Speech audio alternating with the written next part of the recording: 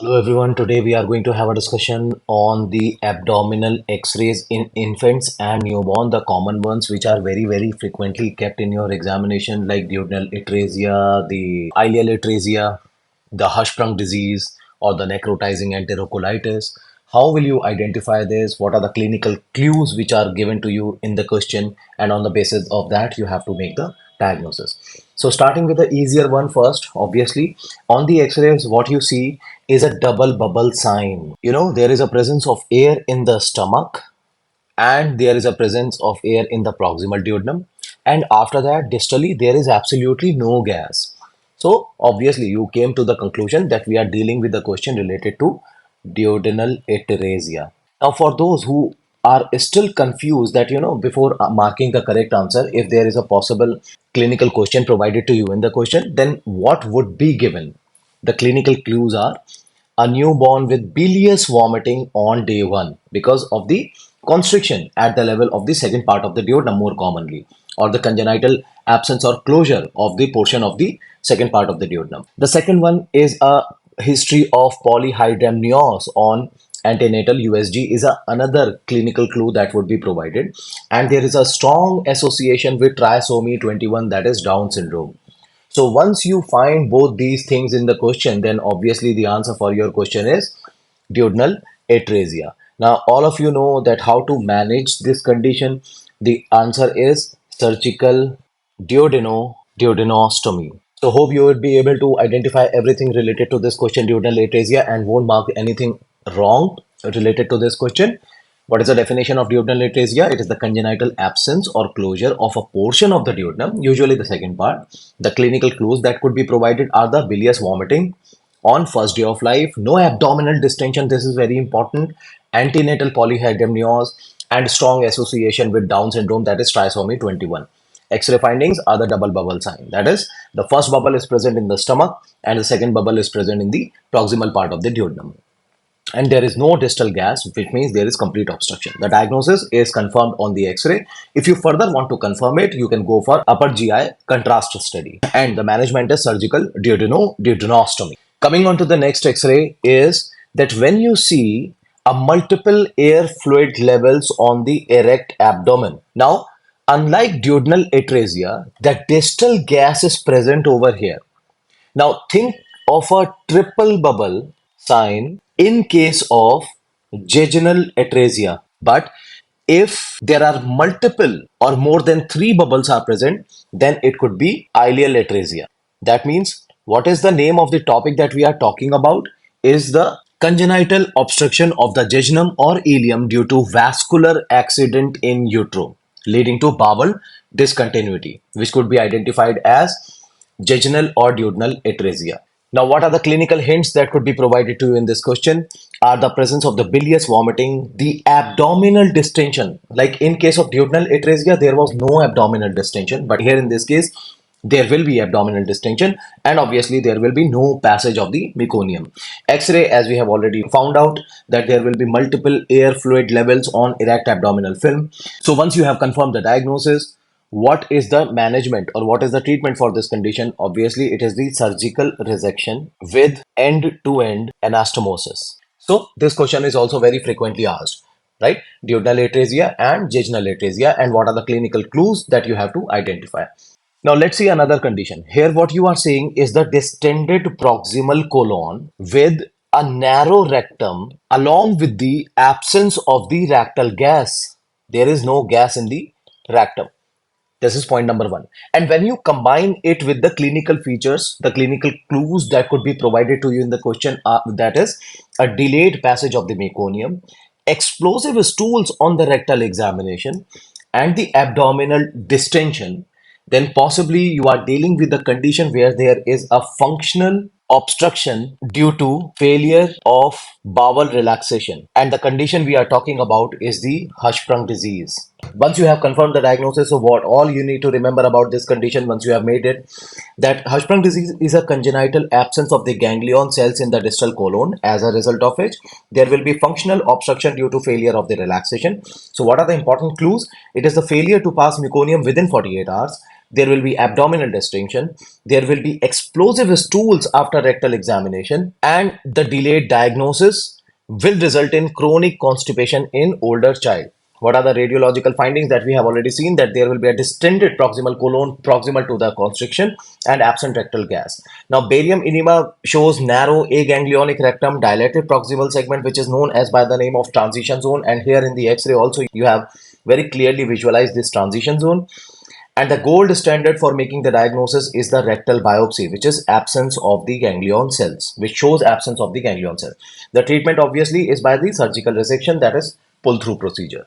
Now let's see about another condition where there is a presence of pneumatosis intestinalis. Now what does it mean? It is the presence of the air in the bowel wall along with the presence of the regular sign if at all the perforation is present. And you know what the regular sign is it is the presence of the air under the diaphragm. Now once you see this in case of a newborn x-ray with a clinical clue that there is a history of preterm infant provided, the feeding intolerance is given, abdominal distension is given, and the features of sepsis are given. That means you are dealing with the question of necrotizing enterocolitis. And you know what means once you have identified this in the form of the X-ray, what are the important points that you need to relate it to this particular topic? It is the inflammatory necrosis of the intestinal wall in preterm neonates in particular, often starting after feeds. The important clinical clues that it is seen in preterm or low birth weight infant, that would be always provided to you in the question. Feeding intolerance, abdominal distension, and blood in stools, and may progress to shock or even perforation. So what are the radiological features that we have talked about? One is the presence of the gas in the bowel wall, which is the hallmark sign. Just we have seen that how this is being identified. And the second one is the portal venous gas, rarely difficult to identify, but regular sign if perforation is present. That means the presence of the air under the diaphragm. Now how it will be diagnosed? The primary is the clinical X-ray. Laboratory, there will be a presence of metabolic acidosis along with thrombocytopenia. And what is the management? Stop feeds, broad spectrum IV antibiotics, and the supportive care. Surgery if perforation or failure of the medical management. In that case, you have to manage it by surgery, although the patient is usually having a poor prognosis. So this is how you will identify the X-rays of necrotizing enterocolitis coupled with the clinical clues that could be provided to you in the question. Coming on to the next X-ray. Now here it is not very difficult to identify that there is a presence of the free air under the diaphragm on erect film and the presence of the regular sign, which is air, and it is outlining both sides of the bowel wall. So what is the conclusion? It is the immediate indication for exploratory surgery because you are dealing with the patient of bowel perforation, that is pneumoperitoneum. So it is not very difficult to identify. These are the kind of the question where immediate surgery has to be performed. Now coming on to the next condition. Now here importantly, you have to identify these calcifications present in the abdominal cavity. Calcifications. So once you see this, then the answer for that question is straightforward. You are dealing with the question related to Meconium peritonitis. And how have you identified this? Based on the clinical clues, you know, it can be identified antenatally also or in an infant with abdominal calcifications along with the distension. So presence of the abdominal calcification along with the abdominal distension, the diagnosis for Meconium peritonitis is certain. So what all you need to remember related to this topic in particular, you know, Meconium peritonitis is a sterile chemical peritonitis due to intrauterine bowel perforation with leakage of the meconium into the peritoneal cavity. What are the clinical clues? It may be detected antenatally. At birth, there will be abdominal distension along with the calcifications in the imaging, and it is associated with Meconium ileus, cystic fibrosis, or bowel atresia. The radiological findings, just now we have seen that intra-abdominal calcifications are actually pathognomonic for this condition, and it may be associated with ascites or the dilated bowel loops. The diagnosis will be based on the clinical findings and the X-rays. Prenatal USG showing calcification, ascites, and pseudocyst are confirmatory. The treatment is usually supportive initially, but surgery if obstruction or pseudocyst is present. So basically we are dealing with the identification that how on the X-rays you will be able to identify this Meconium peritonitis. So it is just based on the presence of the calcifications along with prenatal diagnosis. If at all provided to you in the question, then your answer is certain. Coming on to the next condition, which is very frequently kept in your examination. and you can very easily identify it on the basis of the x-rays as well as on the ultrasonography.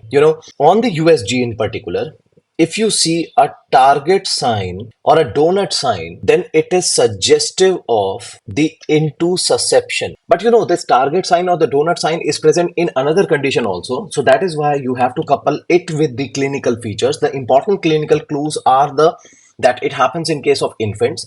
There will be intermittent colicky pain, and most importantly, there will be a presence of red currant jelly stools, and there will be a mass on palpation. So how will you go with the case of intussusception? You already know that it is a telescoping of a segment of the bowel into the adjacent distal segment, commonly happening at the ileocolic junction in case of infants. Now, important clinical clues are infancy, intermittent colicky abdominal pain where there is a crying with the flexion of the legs, red currant jelly stools, that means the presence of the mucus in the blood, sausage shaped abdominal mass, and on the radiological findings there will be x-rays which may be normal or show soft tissue mass, but on USG you will see the target sign or the donut sign, which is the investigation of choice. In case of contrast anemia, it is also diagnostic and therapeutic, where it shows the coiled spring and sometimes the claw sign or the coiled springs for you to identify the intussusception on contrast anemia. Obviously, the management is air or contrast enema reduction. If it is unresectable or if there is a perforation associated, then surgery has to be performed. So this is all you need to know how you will identify a case of intussusception on the given x-rays. Then another condition which is very, very, very frequently kept in your examination is where the bowel loops are present in the chest wall and causing the shift in the mediastinum, leading to reduced airflow level in the thorax. This is a classic feature or classic x-ray of congenital diaphragmatic hernia. And the specific clinical findings that would be associated with this are a newborn presenting with the respiratory distress along with the scaphoid abdomen. And what are the things that you should be knowing about this congenital diaphragmatic hernia? It is the congenital defect in the diaphragm allowing the abdominal organs to herniate into the thoracic cavity, most commonly through the left posterolateral foramen, and that is the reason why it is also known by the name of Borsdalek hernia. What are the clinical clues? Newborn with the respiratory distress at birth. Why not? Because where there should have been a presence of lungs, there are intestines present. Scaphoid, that means sunken abdomen, and decreased breath sounds on the affected side. The x-rays shows the bowel loops in the thoracic cavity, mediastinal shift, and absent diaphragmatic contour. The diagnosis is based on antenatal ultrasonography. It might be associated with polyhydramnios, the chest mass with peristalsis, and a postnatal x-ray, it confirms the diagnosis.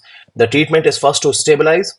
By intubation, avoid bag mask ventilation because of the risk of alveolar ruptures, and surgical repair once the stabilization is achieved. Hope you would be able to identify the x-rays and make the diagnosis of congenital diaphragmatic hernia and the associations along with this particular topic. Next is hypertrophic pyloric stenosis.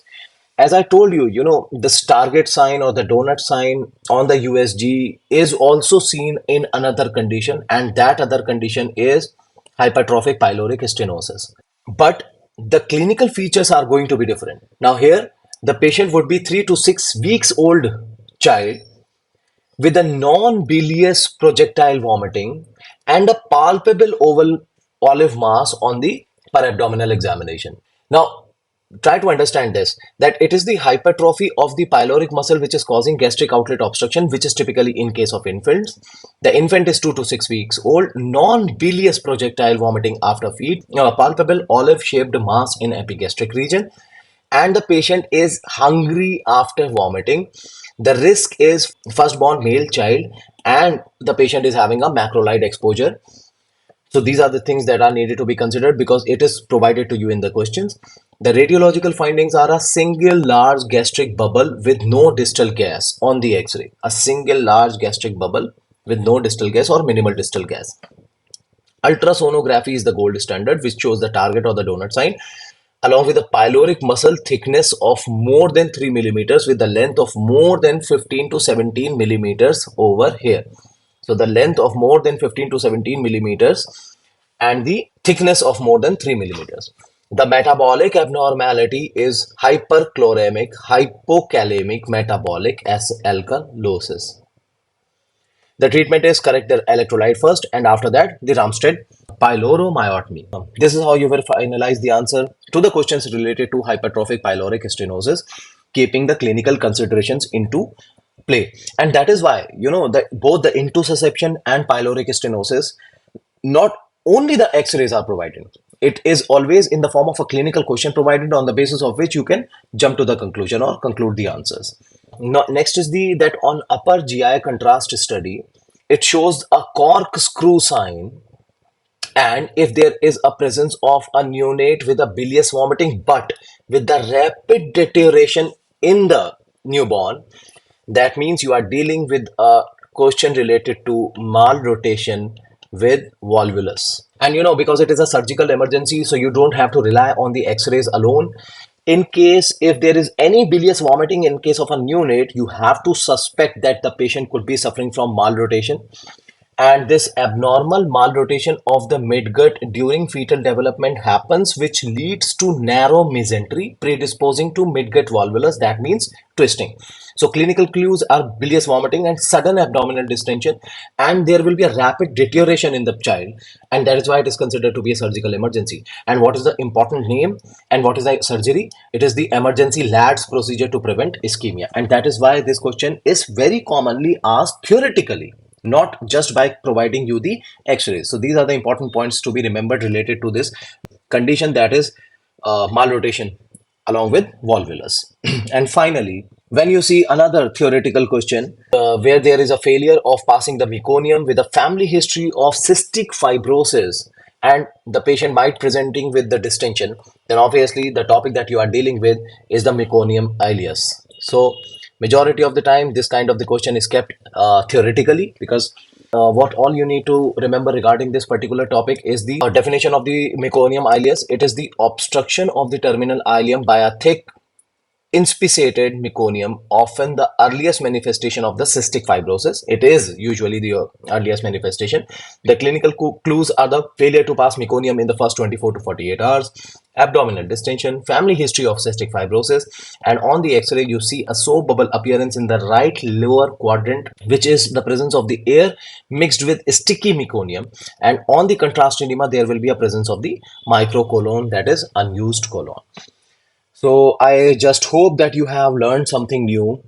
All the best for your future examination. Thank you very much for listening the lecture. In order not to miss any update, please join our Telegram group. The link is provided to you in the description. And remember, one question out of these topics that we have talked about is certainly asked.